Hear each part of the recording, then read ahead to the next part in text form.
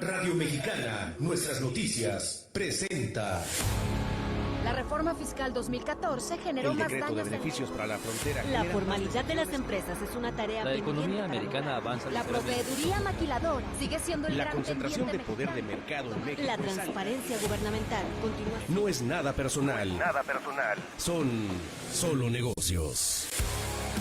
Solo Negocios Radio. Las mejores entrevistas y análisis para lograr una toma de decisiones adecuada. Contáctenos. Correo electrónico. Correo@solonegocios.mx. Página de internet. www.solonegocios.mx. Facebook. www.facebook.com/solonegociosmx. Twitter. @solonegocios. Y recuerde, no es nada personal, son solo negocios.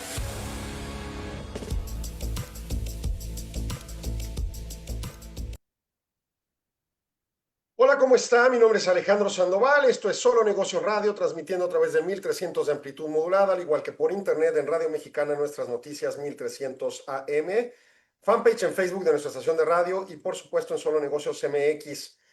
Y bueno, pues el día de hoy vamos a dedicarlo a Derecho de Empresa y comentar tesis jurisdiccionales que emite la Corte y en el Semanario Judicial de la Federación. Sin embargo, pues hoy acontece una situación extremadamente relevante y derivada de este tema que tratamos en el IMEF en la conferencia de prensa de enero y luego en el evento a finales de enero que tuvimos aquí en Ciudad Juárez relativo a la declaración de organismos terroristas por el gobierno de los Estados Unidos y su Departamento de Estado.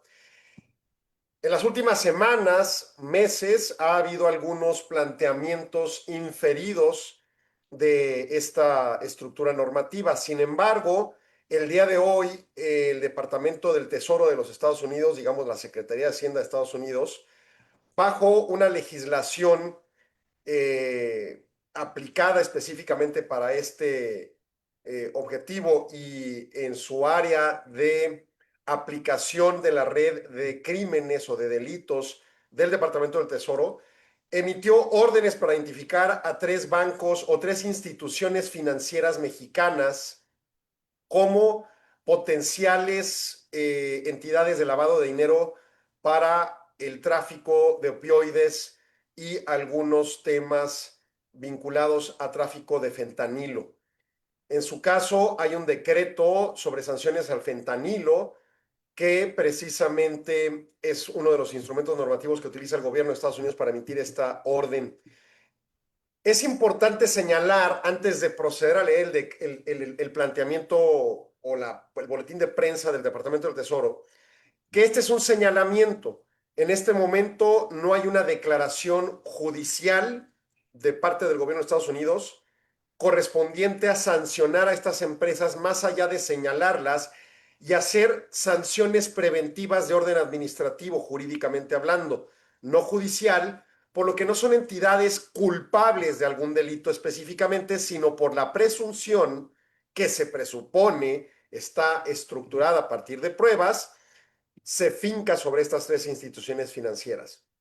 Esto quiere decir que es bajo legislación estadounidense, no mexicana, un señalamiento para iniciar una serie de procedimientos potencialmente judiciales en la Unión Americana para fincar las sanciones, lo cual genera toda una estructura de aperturas procedimentales para precisamente promover los actos de defensa que le correspondan a estas instituciones financieras mexicanas. Esto dicho, bajo el entender de la legislación mexicana y de los principios generales del derecho, hay una presunción de inocencia. Por lo tanto, no podemos por ningún motivo señalar que estas instituciones financieras son delincuentes y 2, están sancionadas penalmente de manera definitiva. Esto es un tema crucial que debemos entender. No podemos estar, vamos a decirlo simplistamente, quemando a la gente nada más porque sí, o quemando a las instituciones nada más porque sí. Tiene que haber un procedimiento jurisdiccional en los Estados Unidos para que efectivamente tenga las sanciones y pudiera nunca llegar si estas instituciones, con la apertura que se espera que tengan, acuden a la instancia correspondiente del Departamento de Estado y el Departamento del Tesoro de los Estados Unidos para subsanar cualquier duda y sacarlas de estos señalamientos. Dicho lo anterior, procedo entonces a la lectura correspondiente. Las instituciones señaladas se denominan Cibanco S.A., institución de banca múltiple, comercialmente conocida como Cibanco, Intercam Banco S.A., institución de banca múltiple, denominada comercialmente Intercam, y Vector Casa de Bolsa S.A.D.C.B., denominada comercialmente Vector. Se señalan como entidades que le generan preocupación al Departamento del Estado de estar vinculadas al lavado de dinero en conexión con el tráfico de opioides y con respectivamente la vinculación a movimientos de fondos que estén estrechamente con ese delito de tráfico de opioides. Estas órdenes emitidas por el Departamento del Tesoro de los Estados Unidos son primeras acciones contra o para aplicar el decreto de sanciones contra el fentanilo y, en su caso, proveer a la Tesorería de los Estados Unidos y sus autoridades para fincar objetivos contra el lavado de dinero y las asociaciones que correspondan en el tráfico de fentanilo y los opioides sintéticos, incluyendo a los cárteles de la droga que pudieran estar vinculados. Señala información general de las instituciones financieras, no información vinculada al acto delictivo presumido. Dice, Cibanco e Intercam, bancos comerciales, tienen 7,000 millones de dólares y 4,000 millones de dólares respectivamente en activos. O sea, todas las cuentas bancarias que operan suman esas cantidades, no las vinculadas a la actividad criminal. 2, Vector, que es una casa de bolsa, administra 11,000 millones de dólares en activos. Todos los activos que administra, no los vinculados a la actividad presumiblemente criminal. Y colectivamente señalan, tenemos la presunción, dice el Departamento del Tesoro, que han lavado millones de dólares en nombre de cárteles fundamentados en México, o sea, cárteles de la droga que están basados en México, para facilitar pagos que se usan para pagar propiamente, para precursores químicos para la producción de fentanilo.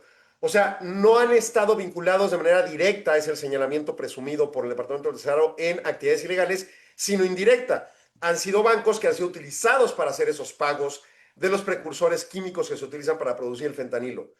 Entonces, no quiere decir que la institución financiera y sus directivos estén vinculados a actividades delictivas, sino que alguien ha utilizado los mecanismos financieros que ofrecen de manera común estas instituciones financieras para hacer estos pagos presumiblemente.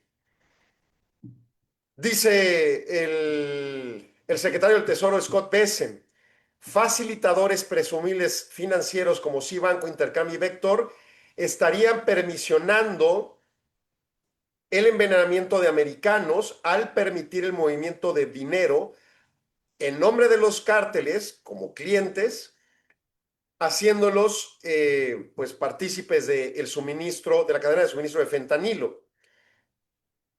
A través de la autoridad permitida con este decreto, las acciones de la tesorería el día de hoy fijan su compromiso para utilizar todas las herramientas a su disposición para contraatacar la amenaza que imponen las organizaciones terroristas y delictivas en el tráfico de fentanilo y otros narcóticos. Estas acciones han sido aplicadas en amplio contexto a través del trabajo intergubernamental entre México y Estados Unidos. Este es un tema crucial, por lo que voy a señalar ahorita en el siguiente segmento. El respaldo de información y colaboración implica el intercambio de información. Recordemos que hay una serie de tratados que brindan soporte para el intercambio de información entre autoridades mexicanas y estadounidenses. Ambos, Estados Unidos y México, están comprometidos por medio del sistema financiero para trabajar en contra del lavado de dinero y las aplicaciones en contra del terrorismo. Y estos controles, efectivamente, llevarlos a proteger a sus ciudadanos a través del financiamiento ilegal de operaciones internacionales de cárteles traficando fentanilo y otras drogas. Hay 3 decretos ampliamente detallados que están vinculados a la operación de cada una de las instituciones financieras señaladas y acusadas, de nuevo, todavía no determinadas como efectivamente vinculadas. O sea, no hay una sentencia firme, ¿no? Fundamenta, en enero de 2025, el presidente Trump emitió una orden ejecutiva para crear los procesos para declarar a ciertos cárteles de la droga como organismos terroristas y, en su caso, en fundamento a ello, el Departamento del Tesoro designó 8 organizaciones como las principales vinculadas a esta actividad. Dentro de ellas, el Cártel Jalisco Nueva Generación, el Cártel del Golfo y el Cártel de Sinaloa. Las acciones complementan las designaciones para denegar a entidades asociadas a estos cárteles o individuos asociados a estos cárteles accesibilidad al sistema financiero estadounidense. Y esto es precisamente lo que señalábamos como el gran riesgo del evento de enero de IMEF. No se trata de que una persona señalada, como en este caso persona moral, institución financiera, estas 3 entidades financieras señaladas, sean propiamente activos delincuentes, sino estén asociados incluso indirectamente porque se utilicen sus servicios, en el caso de las financieras, para ejercer actividades irregulares o ilegales propiamente bajo la legislación de Estados Unidos. Conforme a los decretos propiamente financieros de la red de CEN Network, Crimes Enforcement Network, la red de implementación criminal, las instituciones financieras estarán prohibidas de tener vínculo en transmitir recursos de estas 3 instituciones financieras a cualquier cuenta, incluso virtual, de divisas administradas a la Unión Americana. Estas prohibiciones estarán efectivas 21 días después de que se publique este decreto en el Federal Register, lo que es como el diario oficial de la Federación Estadounidense. Entonces, ni siquiera hoy todavía están sancionadas preventivamente. Hace falta que pasen 21 días a partir de la publicación del decreto. Y entonces, pues creo yo desde hoy tienen obviamente mucho trabajo que hacer estas instituciones para en todo caso desligarse del señalamiento. Creo, Arturo, que es momento de hacer un corte porque ahora voy a dar lectura a una contestación de la Secretaría de Hacienda y Secretaría de Hacienda y Crédito Público de México sobre el tema que precisamente minutos después de la emisión del decreto estadounidense o del boletín de prensa estadounidense, porque el decreto todavía está publicado, emite la propia Secretaría de Hacienda, también en un comunicado de prensa. O sea, hasta ahorita son comentarios políticos fundamentados en sistemas normativos que estarán haciendo mella en la vida real, al menos en principio, de estas instituciones financieras. Pero ahorita profundizamos. Entonces, Arturo, por favor, mándame a corte, confírmame en WhatsApp para poder regresar y profundizar el tema. No me confirma, entonces, bueno, continúo comentando. Entonces, el punto en concreto es que tenemos a un contexto de un sistema normativo estadounidense existente desde hace años, profundizado a partir de la declaración de cárteles de la droga mexicanos, ciertos cárteles para colmo, como organismos terroristas, y a partir de ahí la creación de ciertos decretos de implementación. Como principio, en mi opinión, estos son los primeros actos jurídicamente vinculados a esos decretos, aunque semanas atrás ya ha habido estos señalamientos de que le quitaron la visa a un gobernador o a un alcalde o cosas de ese tipo. Esos no necesariamente están vinculados a estos decretos. Este de hoy, que no es decreto, es una emisión de boletín de prensa del Departamento del Tesoro, sí es efectivamente un señalamiento decretado propiamente. Y que en su caso activa todo un sistema normativo nuevo en Estados Unidos y para colmo completamente nuevo en México para saber pues cómo aplicar y cómo responder. Y esto está estrechamente vinculado con lo que voy a comentar ahorita en minutos, con el tema de la respuesta de la Secretaría de Hacienda expresamente. Ya me están mandando a corte. Regresamos en segundos. No se vaya, sigan Solo Negocios.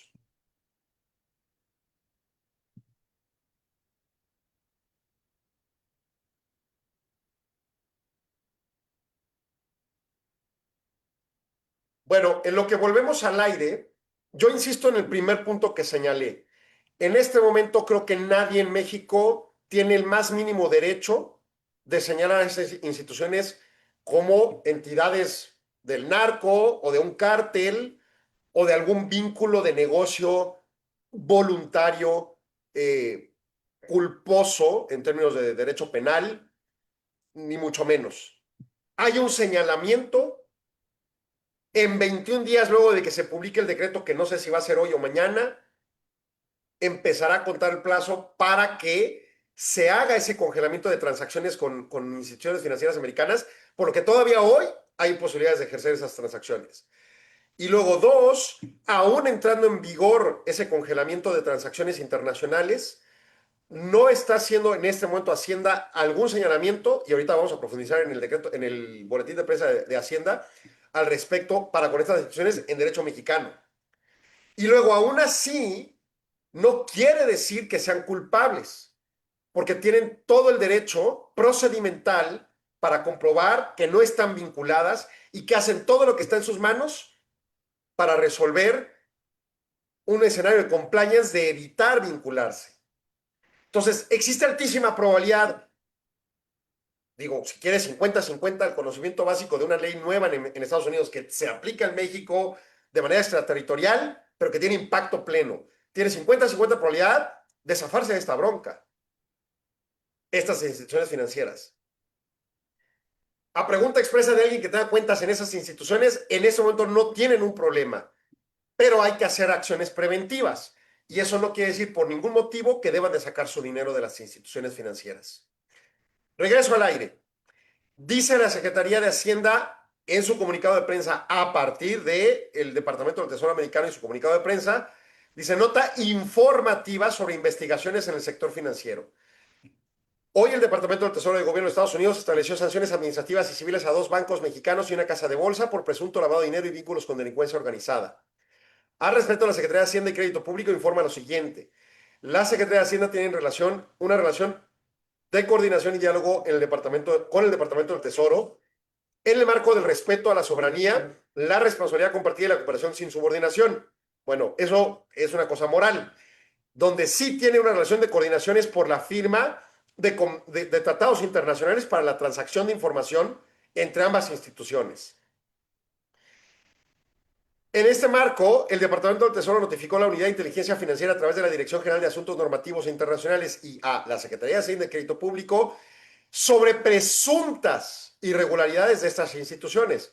Ante ello, se solicitó al Departamento del Tesoro pruebas del vínculo de estas instituciones con actividades ilícitas que puedan ser corroboradas por la Unidad de Inteligencia Financiera o la Comisión Nacional Bancaria de Valores. Sin embargo, no se recibió ningún dato probatorio al respecto. La única información proporcionada por el Departamento del Tesoro que puede verificarse por parte de México contiene datos de algunas transferencias electrónicas realizadas a través de las citadas instituciones financieras con empresas chinas que están legalmente constituidas. No obstante, esas transacciones se realizan por miles a través de las diversas instituciones financieras mexicanas. La Unidad de Inteligencia Financiera encontró transacciones realizadas a dichas empresas chinas por más de 300 empresas mexicanas a través de 10 instituciones financieras nacionales. Esto es así porque México tiene miles de operaciones ordinarias con empresas legalmente constituidas en China, pues existe un comercio anual de 139,000 millones de dólares. Y para colmo, también existen ese tipo de transacciones con X empresas chinas, porque China es el segundo socio comercial de los Estados Unidos y de Canadá y uno de los principales de la Unión Europea. O sea, el simple hecho de tener transacciones comerciales no es un delito. Pero el problema con la legislación americana, con aplicación extraterritorial o con impacto extraterritorial, mejor dicho, es que ellos están presumiendo que si tú tienes vínculo con una empresa que está en sus listas negras, automáticamente tienes una potencial sanción administrativa, no judicial, e incluso civil no judicial, y que van a iniciar un proceso jurisdiccional, y en su caso judicial específicamente, y entonces pueda llegar a una sanción judicial. O incluso desde el trámite administrativo pueda desligarse a la institución afectada, en este caso las 3 instituciones financieras mexicanas. Entonces, ahorita hay un señalamiento. Es como que pusieron una demanda, una querella, pero todavía no hay nada dicho para poder señalar fehacientemente un absoluto vínculo. Entonces, bajo una noción de responsabilidad plena, creo que sería lo peor que en ese momento en México sancionemos civilmente, o sea, en voz de los mexicanos, a estas instituciones financieras. Y profundiza Hacienda en su comunicado. Aún así, la Comisión Nacional Bancaria de Valores inició un proceso de revisión a estas instituciones en el marco de regulación nacional. El resultado de las investigaciones arroja que algunas tienen problemas administrativos que ya han sido sancionados en el pasado, que incluso han sido multados, pero que nada de ahí y fuera de multas de hasta 134 millones de pesos habla de algún vínculo de irregularidad de tipo penal o de tipo fiscal o de tipo basado en la legislación correspondiente de lavado de dinero. Dice la Secretaría de Hacienda y Crédito Mexicana: queremos ser claros, de contar con información contundente que pruebe actividades ilícitas de estas 3 instituciones financieras, actuaremos con todo el peso de la ley. Sin embargo, a la fecha de hoy, 25 de junio de 2025, no encontramos ninguna información con ese sentido. La instrucción recibida por parte de la presidenta de los Estados Unidos mexicanos es ser transparentes, no encubrir ni nada ni a nadie y actuar conforme al Estado de Derecho siempre que haya pruebas contundentes de cualquier anomalía administrativa o incluso presuntos delitos. La Secretaría de Hacienda y Crédito Público reitera su compromiso con la transparencia y estricto seguimiento de la regulación del sistema financiero nacional y el combate a cualquier actividad ilícita con lavado de dinero. Entonces, en México no hay sanción, ni siquiera administrativa. Se hizo una investigación rápida, asumo bajo criterios de procesos electrónicos en la inmediatez entre lo que salió el comunicado del Departamento del Tesoro y la Comisión y la Secretaría de Hacienda le ordenó a la Comisión Nacional Bancaria de Valores. Dijeron, no hay nada. Hace un tiempo le encontramos un error administrativo de un formato, de un registro, de un reporte, multamos, nos pagaron, subsanaron, se acabó el problema. Como algo que ocurre comúnmente cuando te suspenden sellos o que ya son cosas medio delicadas, o simplemente te mandan una multa o un requerimiento de pago o meramente una notificación de que, oye, no pagaste tus impuestos o, oye, no has hecho el pago correcto del seguro social o lo que sea. Es un trámite administrativo. No hay juicio, no hay sanción plena, ni mucho menos. Por lo tanto, tenemos que tener con la seriedad correspondiente el asunto. Es una legislación nueva aplicable a México. En México no hay una legislación plena. Sí hay un señalamiento de tema contra el terrorismo en el Código Penal Federal, pero nada más.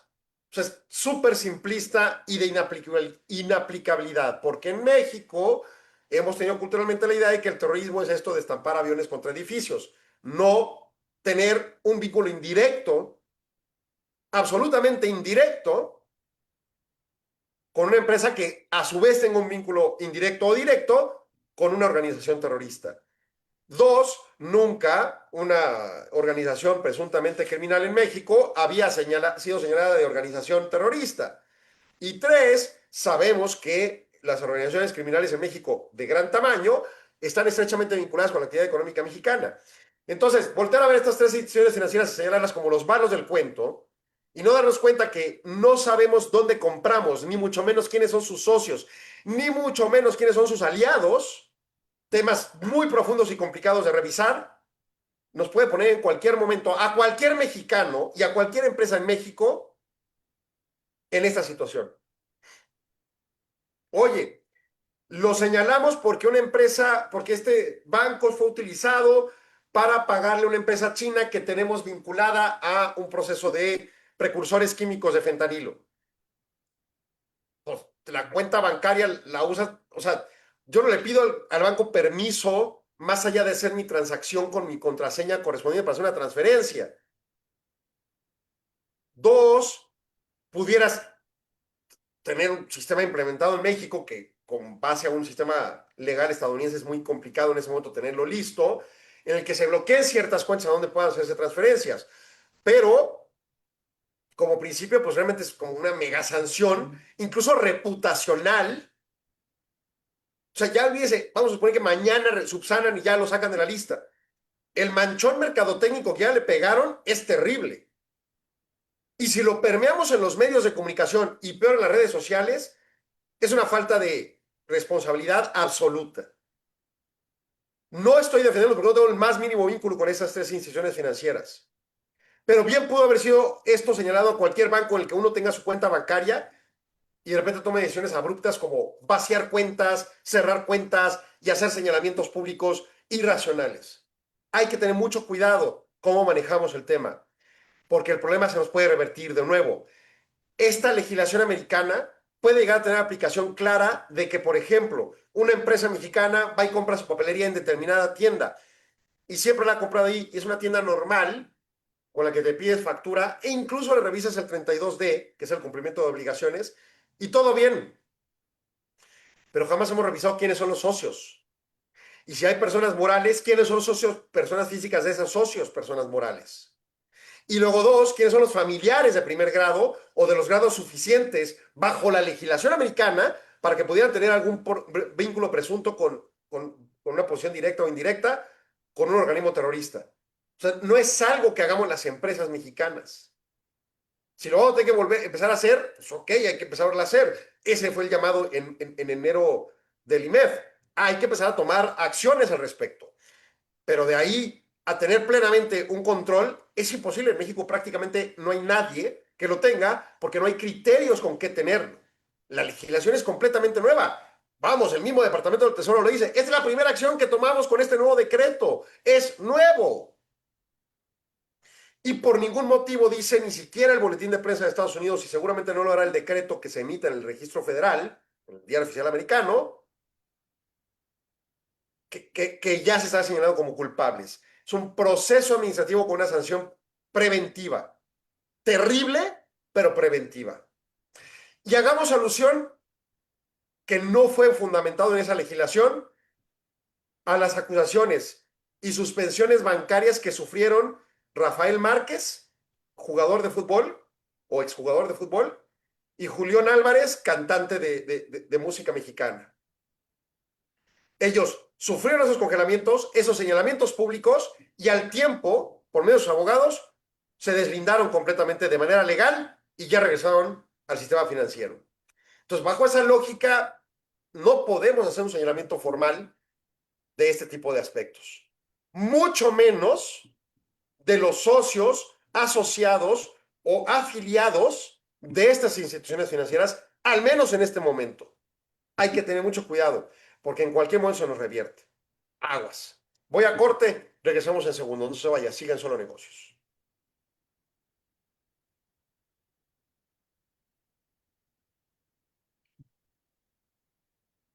Bueno, pues complicadísimo el tema, porque además, esto salió hace como 2 horas. Incluso pues, el comercial del programa lo pusimos y ahorita veía usted el gráfico, tesis jurisdiccionales, y pues ahorita vamos a hablar de eso. Pero salió hace 2 horas y bueno, tenemos que tocar el tema. Dos, en redes sociales y en medios de comunicación está como lumbre señalamientos de lo más absurdo. Señalamientos que incluso pudieran presumir una posición de decir, oye, si tú tienes esa información, no andes publicándolo y vete directamente a Fiscalía a hacer las denuncias correspondientes. Claro que nadie se quiere meter en esas broncas, pero hacer los señalamientos a 8 columnas a mí me parecen las cosas más irresponsables que los medios de comunicación pueden absorber. Cuidado. Y no como amenaza. De nuevo, no tengo nada que ver con esos bancos, pero a mí me parece que es una irresponsabilidad extrema hacer esos señalamientos. Es importante informar, es importante, perdón, es importante tomar acciones preventivas, pero por supuesto que es crucial ser responsable con la información que se está recibiendo y esas acciones preventivas, ¿cómo se llevan? Ejemplo de lo que estoy diciendo, una buena administración de prácticas de gobierno corporativo tendría mecanismos regulados internos de la empresa para que supiera el consejo de administración y la alta dirección de la empresa cómo reaccionar ante ello. Por ejemplo, si tengo cuentas bancarias o vínculo financiero con la casa de bolsa señalada. O situaciones de patrocinio o lo que gustes.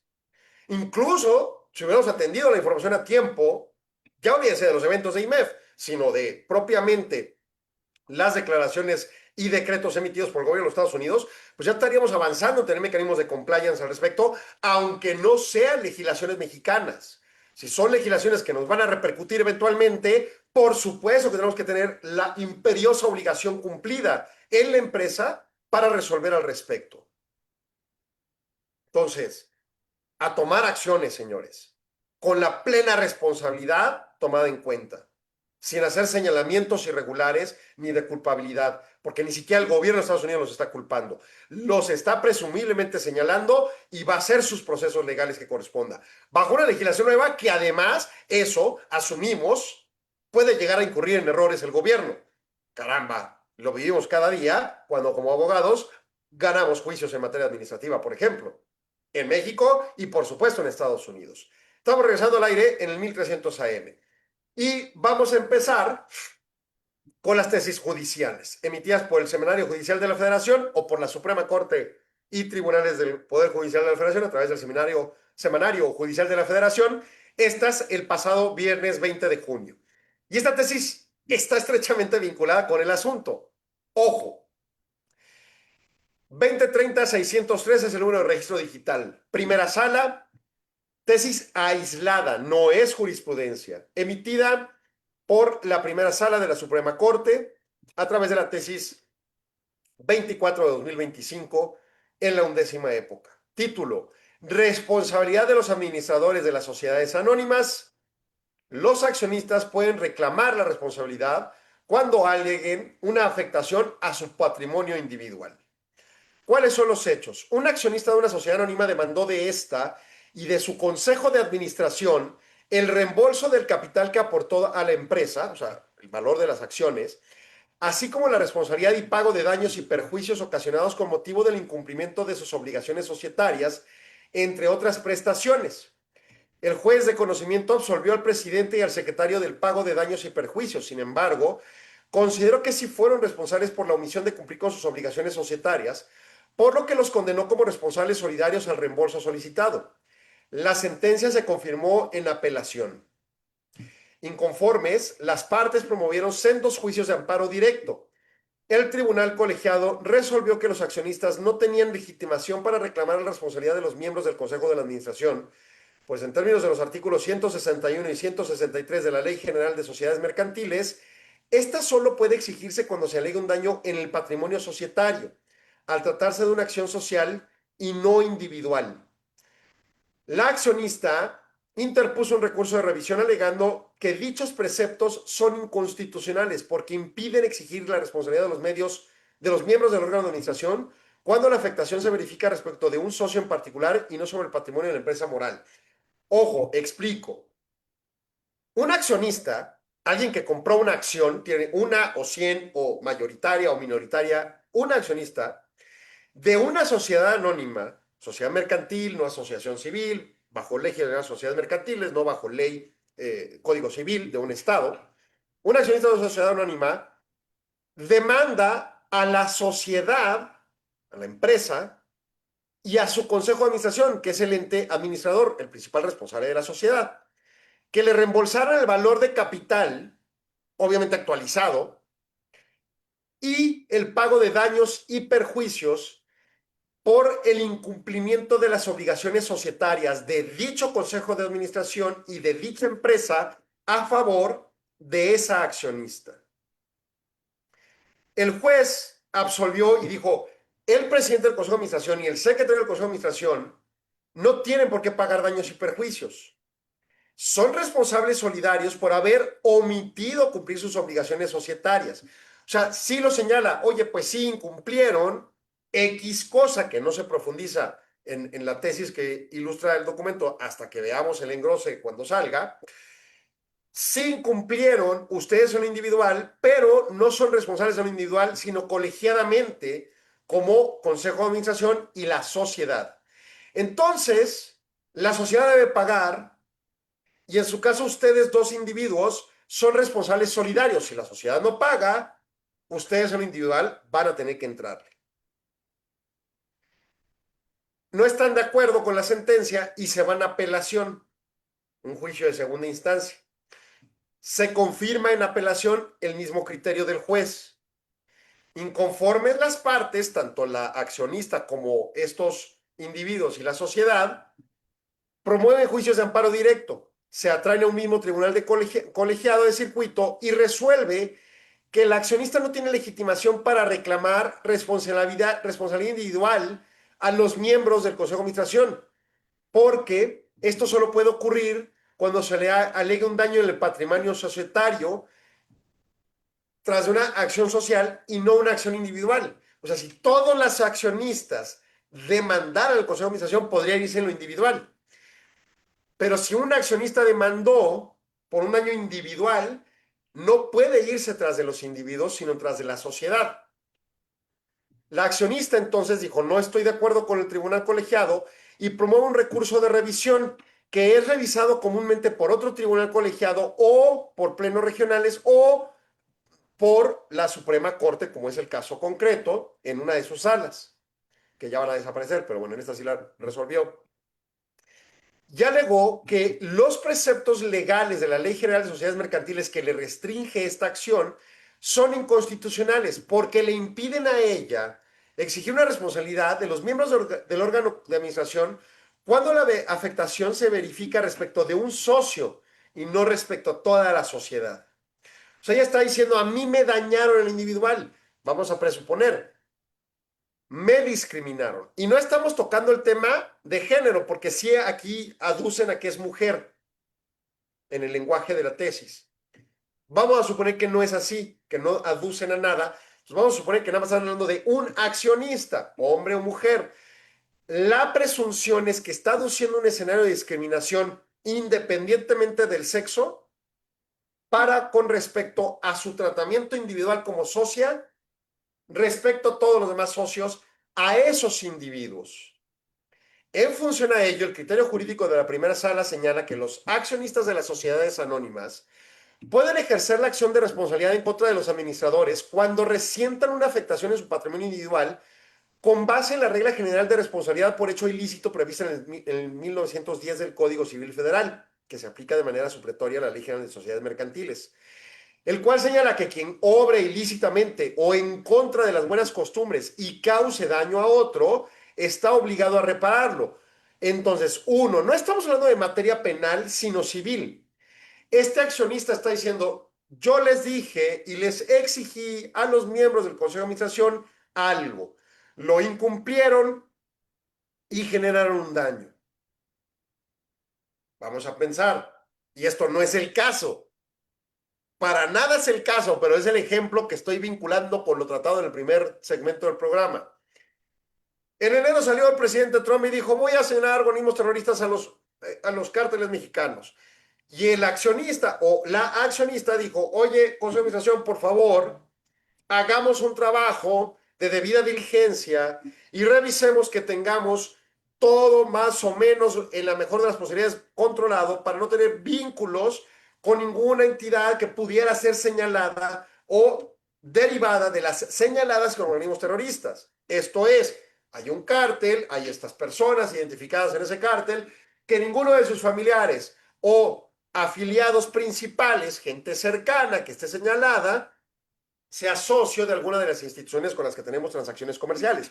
O dos, tengan vínculos con instituciones financieras con las que nosotros tengamos, cosa que es casi imposible saber. Hagan su trabajo. No lo hicieron. No les importó. Y de repente ahorita tienen congeladas las cuentas bancarias y este accionista no puede cobrar sus utilidades o lo que le corresponda. Le hacen un daño patrimonial. Y entonces la Corte está diciendo a través del 1910 del Código Civil Federal, vinculado como supletorio de la Ley General de Sociedades Mercantiles, sí puede hacer ella una acusación directa a los miembros sobre el daño particular. Estoy inventando, obviamente. Vámonos a la justificación de la Corte. Si bien los artículos 161 y 163 de la Ley de Sociedades Mercantiles prevén una acción social para demandar a los administradores por responsabilidad de daños y prejuicios cometidos en contra de la sociedad, colegiadamente hablando, con el propósito de reparar la afectación del patrimonio de la moral, no excluye la posibilidad de que los accionistas demanden responsabilidades a los administradores por afectaciones a su patrimonio individual. El 1910 del Código Civil Federal establece una regla general de responsabilidad por hecho ilícito derivado de una culpa extracontractual, la cual es aplicable para los administradores de sociedades mercantiles frente al daño que generan a las personas accionistas y no al patrimonio societario. En otras palabras, la acción individual, por daños causados directa y exclusivamente a los socios, sin afectar a la empresa, encuentra sustento en la regla de responsabilidad genérica por el hecho ilícito del Código Civil y no fundamentado en la Ley General de Sociedades Mercantiles bajo los artículos 161 y 163. La acción, por ende, puede ejercerse por los socios en lo individual si sufren un daño directo en su patrimonio, siempre que la fuente sea extracontractual, por lo que la empresa no tiene razón de responder frente al socio, sino los administradores o el consejo de administración individualmente. Yo creo que esto tendrá que elevarse a discusión de potencial de jurisprudencia. En una de esas, la segunda sala contesta que no y luego se hace contradicción de tesis o lo que sea, contradicción de criterios, perdón, para el caso concreto, pero lo cierto es que es un temazo en materia de administración. Y ahorita lo vinculé el tema de esto de los terroristas, pero pensemos, los accionistas en una asamblea general de socios le dicen al consejo de administración, oigan, somos una empresa de seguros y ustedes están tomando determinaciones muy peligrosas en temas de negar cobertura de seguro por ciertos criterios. Por favor, corrijan. Por favor, revisen y corrijan e infórmenos. Pasa el tiempo, pierden de más, no corrigen, no informan, no hacen nada. El consejo de administración siguen igual, los demandan por parte de asegurados, ganan los asegurados, como está pasando mucho con empresas de seguro, sobre todo en materia de gastos médicos mayores, y eso provoca una repercusión contractual. Aquí estamos hablando de contratos directos. Pero por alguna razón esto tenga un efecto extracontractual con la accionista específica o el accionista específico, y entonces ese accionista va y recurre y dice, yo vengo a demandar a los miembros del consejo de administración individualmente, no a la empresa, porque se les dijo que corrigieran y que reportaran. Y no solo no corrigieron y reportaron, sino además sufrimos demandas, sufrimos menoscabo al patrimonio de la empresa y además eso fue contractual. Extracontractualmente ocurrieron estos otros X efectos que me afectaron a mí en mi patrimonio. Y entonces en esa lógica, la Corte está diciendo, es válida brincar el 161 y 163, acudir supletoriamente al 1910 del Código Civil Federal y promover la demanda. Aguas. Urgen mejores prácticas y principios de gobierno corporativo para que los consejos de administración que tienen la responsabilidad plena ejerzan bien su función. Y dos, tenemos que reconocer la imperiosa responsabilidad que incurre llevar a cabo y tener el cargo de parte del consejo de administración y la potencial responsabilidad hasta individual ya con una tesis aislada, no jurisprudencial, de sus gestiones. A mi gusto, este es un temazo con una serie de desentrañamientos fundamentales a contemplar por las empresas. Voy a corte, regreso en segundos, no se vaya, siga aquí en Solo Negocios.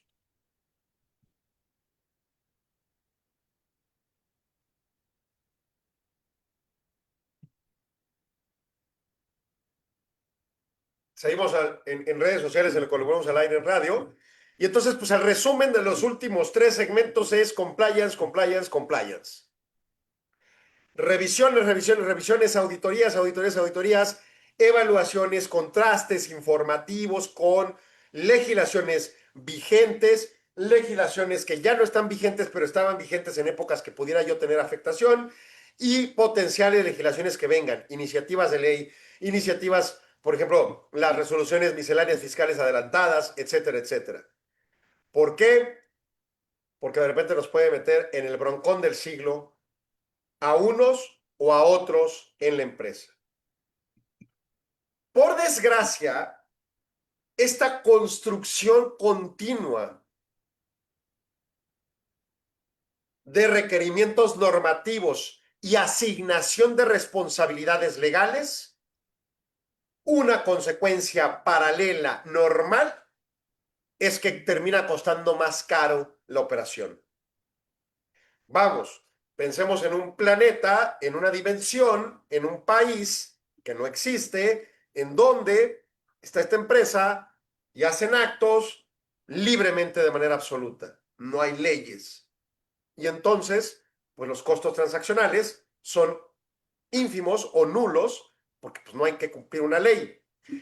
Si tengo que pagar impuestos, no solo es el costo del impuesto, estamos regresando al aire, en 1300 y estoy explicando implicación propia de la tesis citada. Si estamos en un mundo que no existe, en un país que no existe, donde no hay leyes, pues no hay costos transaccionales. No se construye costo rentista en la operación de la empresa. La empresa solo opera lo normal y enfrenta los riesgos normales del mercado. Pero si de repente pones una ley y dices, oye, vas a pagar impuestos, bueno, yo voy a pagar, oye, yo tengo un costo que no estaba en la estructura financiera. Pero si además para pagar esos impuestos tengo que pagar una cantidad enorme de reportes o enterar y demás, y eso me provoca costos a funcionarios que se dediquen a ello, pues me eleva el costo. Y si luego recursos humanos tengo que ver lo mismo por ley laboral y de seguridad social y otros temas vinculados, pues me eleva el costo. Y si ahora tengo que ver y cuidar mi espalda contra organismos ya no solo de lavado de dinero, sino de antiterrorismo, pues me eleva el costo. Y si ahora tengo que cuidar las espaldas entre los diferentes individuos que participan en una misma empresa, pues me eleva el costo. Este tipo de normas, bien o mal, no las prejuzgo, elevan los costos de las empresas. Y señoras y señores, ¿qué hemos dicho cuando hablamos de economía? Cuando todos los costos de todas las empresas se construyen hacia el alza, ¿qué pasa? Se trasladan a precios, a inflación. No pensemos que estas protecciones de la Corte son gratis. Así no funciona el planeta Tierra. Son costos que eventualmente se traspasarán a precios. Vámonos a un posicionamiento de la NADE que se emite el pasado lunes. La Asociación Nacional de Abogados de Empresa, por medio de su Consejo Directivo Nacional, emite posicionamiento con relación al ejercicio de la función jurisdiccional en asuntos de carácter fiscal. Desde la NADE y con pleno respeto a la división de poderes y a la función jurisdiccional que se realiza en la Suprema Corte de Justicia de la Nación, expresamos los siguientes 3 puntos. Que los litigios fiscales, al igual que los juicios de cualquier naturaleza, deben de resolverse con estricto apego al marco jurídico legal, constitucional, vigentes, y no en base a criterios presupuestales, ni en consideraciones vinculadas al ingreso público. O sea, una ley no se hace buena porque le haga falta dinero al gobierno. Tiene que estar estructurada legalmente. Un acto de autoridad no se hace bueno porque le haga bien en última instancia a un vulnerable, por ejemplo. Tiene que tener una justificación jurídica, constitucional y además legal plena. Por ende, dice la NADE, la función de los tribunales es aplicar la ley con independencia e imparcialidad sin que los posibles efectos financieros de sus resoluciones condicionen su actuar. Cualquier desviación respecto a ese principio compromete seriamente la vigencia del Estado de Derecho del país. Dice punto número 2, que la transparencia es un pilar fundamental en toda democracia constitucional. Sin embargo, transparencia judicial no debe confundirse con la exposición mediática de los juicios, ni la utilización de las narrativas que distraigan del análisis técnico-jurídico que corresponde a cada caso. Por tanto, es preciso cuidar que el escrutinio público de los juicios fiscales pendientes de resolución, especialmente los que involucran a contribuyentes identificables o montos elevados, no se realice de tal forma que tenga el efecto de afectar la imparcialidad del tribunal, vulnerar la confidencialidad de las partes y poner en riesgo el equilibrio procesal que garantiza un juicio justo. Así pues, la exposición pública de asuntos en curso no debe provenir de quienes estén encargados de resolverlos. Y si bien hay temas de interés general, ello no justifica que los procesos se vean influidos por presiones externas, ni que se comprometan las garantías procesales consagradas en nuestro sistema jurídico. O sea, los jueces, los ministros, los magistrados no deben de estar ventilando el nombre ni los montos de los asuntos que están revisando, de ningún tipo. Y ese es el punto 2 en esencia. Y 3, dice la NADE que las redes sociales no constituyen un canal institucional adecuado para discutir el contenido o el posible sentido de asuntos en trámite. emitir opiniones que puedan interpretarse como anticipos de criterio o que incidan en el debate público fuera de las causas legales, ponen entredicho la neutralidad y objetividad que deben regir la función jurisdiccional. Las audiencias y sentencias son y deben seguir siendo el único medio legítimo para conocer el razonamiento de las ministras y los ministros, o los magistrados, extiendo yo, o los jueces, o cualquier partícipe de los procesos jurisdiccionales. Estar ventilando públicamente los asuntos por los miembros de las instituciones públicas que están construidas para resolver estos asuntos es sumamente irregular y va a vulnerar la credibilidad y por ende el Estado de Derecho. Traspolemos esto a un asunto de violación sexual, en donde el juzgador salga a decir, yo estoy por resolver un asunto de una posible violación entre Juan Pérez y Petra López. ¿Es correcto que haga eso? Digo, independientemente cómo resuelva, ya dijo sus nombres. Y suponiendo que exima de responsabilidad a Juan Pérez, ya lo quemó. Y si suponiendo que exima, que justifique, que sentencia en contra de Juan López, ya quemó también a Petra López. Juan Pérez, perdón. O sea, no está bien que se difunda esto, y menos en mecanismos públicos como las redes sociales. Hay mecanismos de publicidad suficiente de la Corte, como lo que acabo de hacer de leer propiamente las tesis, y luego los engroses. Pero los engroses tienen tachados los nombres de las partes vinculadas. Y sí hay medios y hay formas, y luego las partes pueden salir en público y decir, gané el juicio o perdí el juicio. Ese es el problema de las partes. Los funcionarios públicos no tienen por qué estar quemando a la gente. Los funcionarios públicos no tienen por qué romper la credibilidad del Estado de Derecho. Y los funcionarios públicos, al caso concreto, los ministros, los magistrados o los jueces, no pueden justificar la resolución de sus asuntos por beneficiar a uno cuando se rompió el Estado de Derecho claramente. Así no funciona la ley. Termina la ANADE. En ese contexto, ANADE hace un respetuoso y firme llamado dirigido a quienes ejercen la función jurisdiccional a que lo hagan con apego a los principios de legalidad, objetividad, independencia y pleno respeto a los derechos fundamentales y a los valores inmanentes del Estado constitucional de derecho. Esto lo firma José Ángel Santiago Ábrego, presidente del Consejo Directivo Nacional de ANADE, en nombre del Consejo Directivo Nacional de ANADE y de los anadistas, por supuesto. Creo que tiene toda la razón. No hay ninguna justificación para estar saliendo a la calle, en las redes sociales, a justificar actos negativos, actos ilegales, porque en última instancia haya un presunto beneficio a vulnerables. No hay forma alguna de justificar que se estén adelantando criterios y haciendo señalamientos que, en términos muy simplistas, quemen a alguien en particular o a alguna institución en particular, como pueda ser una persona moral, incluyendo entidades públicas o privadas. Y 3, no se debe estar difundiendo en redes sociales absolutamente nada de los criterios hasta en tanto no salgan propiamente los criterios. A veces se adelantan los criterios propuestos, por ejemplo, en la sala o en el pleno de la Corte, mandan y publican cuál es el criterio que se va a proponer por parte del ministro que tiene a su cargo o del magistrado, el primer colegiado, la resolución del asunto.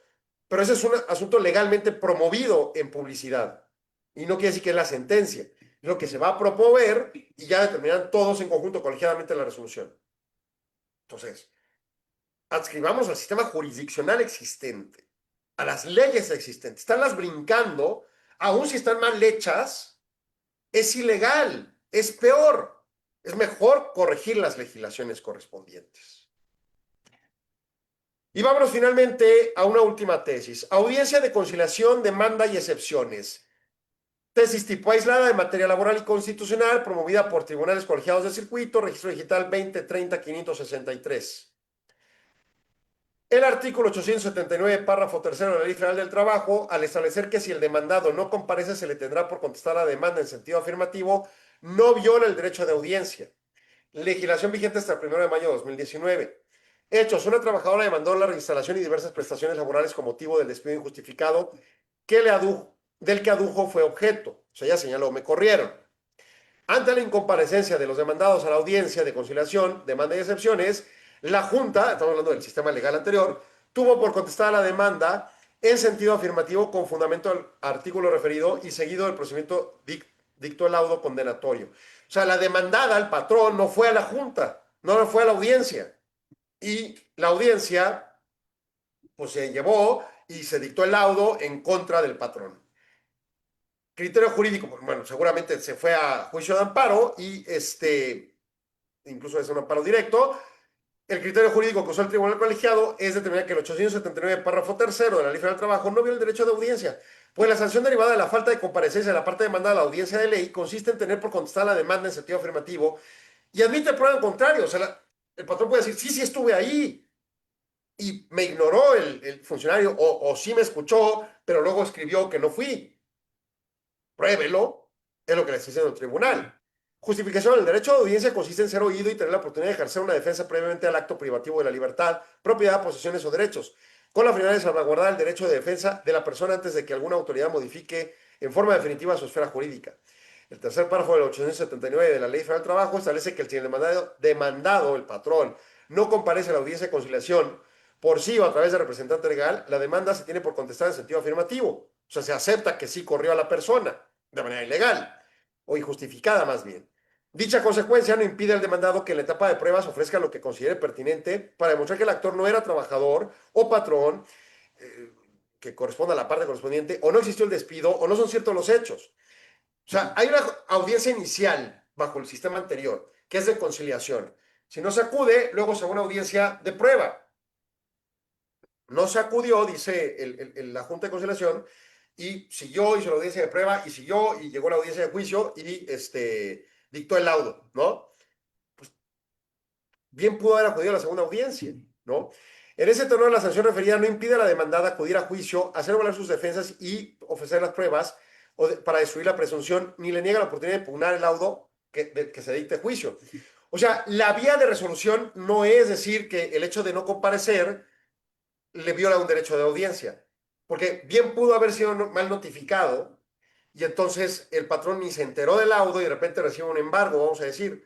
Bueno, ahí sí puedes ir ante un juicio de amparo directo y decir, indirecto y decir, oye, ni siquiera me notificaron. O sea, la notificación estuvo mal porque fueron a notificar en la calle A número 22 de la colonia X de la ciudad Y yo estoy en la ciudad Z. Y acá era donde trabajaba el trabajador, sí reconozco la relación, pero pues él dejó de venir.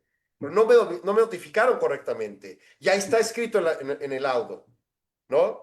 Entonces, en ese alcance es la forma en la que eventualmente se puede resolver. Pero aducir que el artículo es inconstitucional, aducir eso que está diciendo el tribunal, eso no lo haga. Esa no es la forma de defenderse, ¿no? Bueno, me preguntaba un amigo el otro día, ¿para qué haces este ejercicio? Igual lo hacemos con las iniciativas de ley de la Corte, del Legislativo, perdón. La intención es informar cuáles leyes vienen, cuáles leyes hay cuando damos conocimiento de las leyes nuevas y cómo se interpretan las leyes por las resoluciones jurisdiccionales.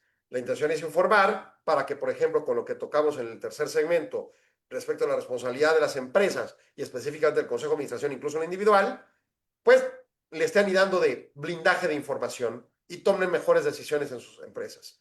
Y con respecto al tema de los primeros dos segmentos, que está gravísimo, pero ojo, no quememos a nadie, dejemos que el cauce de las cosas ocurran. Y luego dos, mucho más importante, tomemos acciones preventivas en las empresas y en nuestras actividades ordinarias, pues con ello, básicamente, busquemos informar cómo es el propósito de este programa para que usted tome decisiones asertivas. Imagino que ya se nos acabó el programa, Arturo, no me comentas, pero vámonos a corte. Ya se nos acabó, mañana nos escuchamos, seguimos con otros temas. Pasen excelente, 4 de la tarde, mañana la cita aquí en el 1300 AM y en redes sociales. Hasta pronto, Arturo, gracias por tu apoyo.